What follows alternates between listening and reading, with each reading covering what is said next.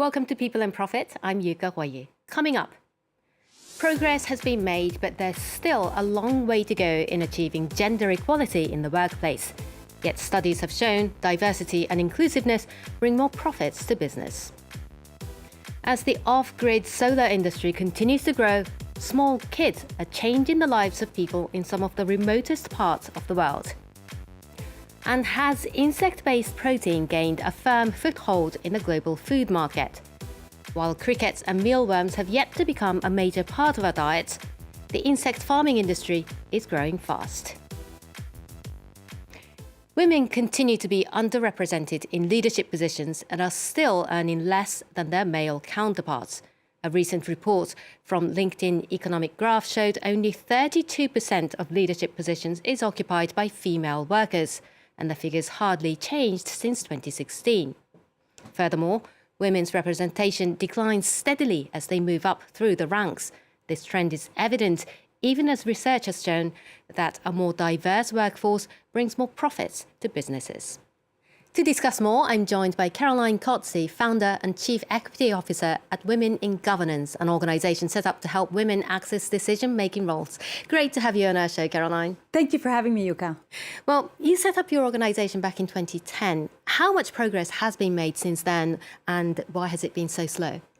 So we have seen great progress, obviously, even over the past 50 years, I would say. But it has been excruciatingly slow. And in addition, the pandemic has set us backwards, unfortunately. Some of the reasons why things are progressing slowly are pertaining to systemic barriers that women see in the workplace. And quite frankly, sexism and unconscious bias rank pretty high in the issues that we're seeing. But also corporate culture. We need a more inclusive culture. We need organizations to work on policies that will propel women and not hold them back.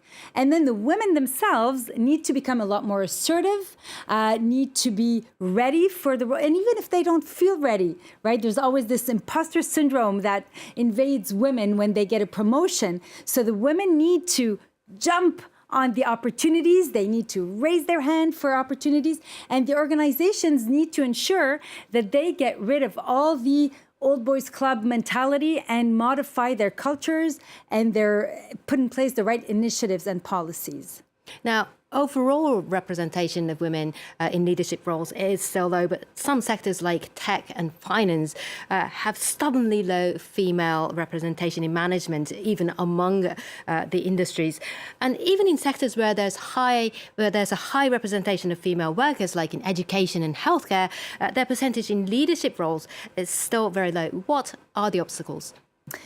So definitely in the, as you mentioned, finance and high tech, we're still seeing slow progress, and in part because women are not necessarily choosing the right field of education. So we need to work at a very early stage with the young girls so that they can understand that it is true when we say you can be anything that you'd like to be. And that sector also needs to put an effort to be more welcoming to the women. So if you want to go work for an organization like a big Google or a Facebook, and when you go in and you look, it looks and feels like you're entering a little boy or a little teenager's bedroom, and it's all about, the Star Wars, and it doesn't feel like it's the kind of environment where women can thrive. That's on the companies themselves. So the certification that we've created at Women in Governance, the parity certification, one of the goals is really to encourage these organizations to have a broader view of what they can do to attract and retain women. And I do emphasize the retention is key, because women will give it a try. And then if they go into the organization or the industry and see that they are still singled out, that they are still facing sexist behavior or misogynistic remarks, they're not going to stay. Well, I mean, as you've mentioned, corporate culture is still it needs time to change. But multiple studies have shown that greater gender diversity actually leads to higher profits for business. Haven't they? I mean, there's evidence to it. There absolutely is. And we are telling organizations to move forward with ensuring that there's more diversity, equity, and inclusion, not to do the right thing, not just for ethics purposes, not just because women are 51% of the population, but really because it makes business sense. And all research demonstrates there's more innovation when you have people from diverse backgrounds, diverse genders, sexual orientations, etc. And the goal is to have people who will bring different perspectives, different points of view. And this is how we can penetrate new markets, we can create new products or services, and we can actually have a very positive impact on the population within the organization at large. Men and women actually both enjoy seeing more female leadership. So when you see that all these new ideas, all these new perspectives and various perspectives can actually yield more, more robust decision-making, more innovation. This is how an organization can economically thrive. Now, your organization, Women in Governance, launched a parity certification system. Can you tell us how it works? Sure. So organizations have to basically answer about 80 different questions on everything that they do to attract, retain, promote, compensate fairly women, train them, etc. And organizations will often tell you that they are looking for the women and that they cannot find them. And we are telling them that they need to do this exercise first to understand where the gaps are, what their magnitude is, what the root causes are. And once they understand that, they can actually work on making changes. So we look from entry level all the way to the executive committee and to the board and ensure that there is fair representation, and we'll give them a very detailed report with their where they rank, but also including recommendations, benchmarking, best practices, and they will resubmit the year after and hopefully progress. Can shareholders also play a role? For instance, Norway's sovereign fund, the world's largest, is urging the companies it invests in to boost the number of women on their boards and management positions. Yuka, I think this is so important. I think this is the power of the purse speaking, and organizations understand that they need to respond to activist shareholders. And this is how society changes, is when consumers, because women are 80% of buying decision-making globally. So how can any organization really think that they can have a strategy on distributing any product or service without taking into consideration women's expectations? Caroline Codsi, thank you for sharing your insights with us. Such a pleasure. Thank you, Yuka. Electricity is something most of us take for granted, but hundreds of millions of people around the world lack access to it. Now, as the off-grid solar systems industry continues to recover from a slowdown during the pandemic, small kits that can generate and store power are changing the lives of many. Emerald Maxwell takes a look at one village in Indonesia. Imelda Pindi Mabitu used to spend whole days grinding corn kernels and coffee beans between two rocks.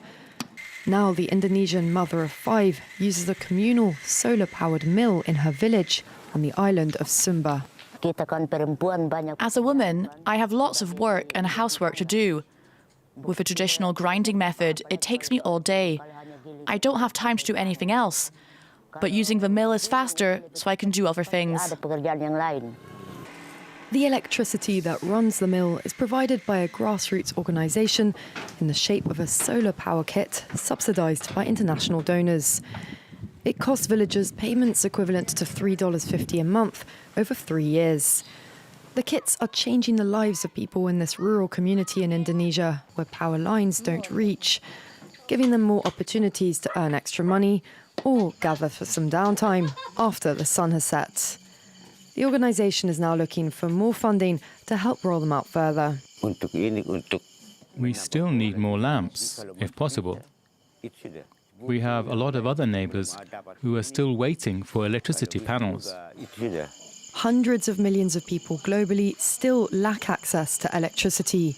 But according to the Global Association for the Off-Grid Solar Energy Industry, the number of people accessing solar energy kits grew from 420 million in 2019 to over 490 million 2 years later.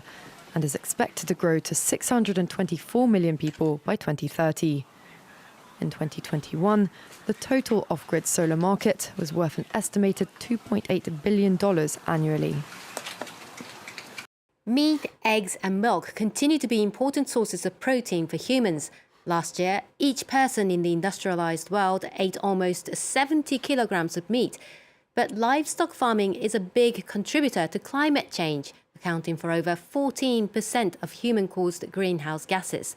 So as world economies strive to reach carbon neutrality, how can societies work to get protein in a more sustainable way?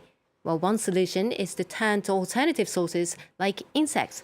Brian Quinn joins us now to tell us more about this booming industry. Hi, Brian. Hey, Yuka. So first off, tell us in what ways insect protein is better for the environment. So one major factor comes down to what's called the food conversion rate. To produce the same protein you would get from a chicken or a pig, crickets require just 1/2 of the feed. For sheep, that amount is 1/4, and for cattle, it's 1/6. Beef also requires 112 liters of water for each gram of protein. For crickets, that amount is just 2 liters. Insects also emit far less ammonia and methane than conventional livestock do, and they can be fed with byproducts from other food industries or food waste, with the insect's own droppings then usable as fertilizer, thus creating a very circular and efficient system. And how big a market is it, and who are the biggest players? So the global edible insects market was estimated around $3.2 billion in 2022. That is predicted to hit $17.6 billion within a decade. Major players include the U.S.'s Aspire Food Group, Thailand's Global Bugs Asia Company, and Protix in the Netherlands. France has actually emerged as one of the top locations for startups. InnovaFeed in the Picardy region of northern France has raised some 450 million euros in venture capital. Insect with a Y, not far behind at 425 million. Insect with a Y. Now, eating bugs has yet to go mainstream. So where is insect food being used? Well, some 2 billion people regularly eat insects, notably in Asia and Mexico. Western consumers sometimes have cultural issues around eating bugs, what's sometimes called the yuck factor. One place where we don't have to worry about the yuck factor is pets. Dogs and cats consume 25% of the meat produced worldwide, and the insect pet food market is booming. But it might not be long before bugs gain more prominence in human Western diets. In 2021, the EU approved mealworms for human consumption. Environmental NGOs, though, warn that feeding insects to livestock in order to simply produce more meat won't solve our emissions problems in the food system, and that the best way for consumers to reduce their carbon footprint is actually to switch to a plant-based diet. Brian Quinn, thanks for that update. And that's all from us this week. Don't forget, you can watch this and all our previous episodes on the France 24 website. You can also listen to a podcast of our show on your favourite platform. And if you have any questions or comments, you can reach out to us on our social media accounts. Until next time, goodbye.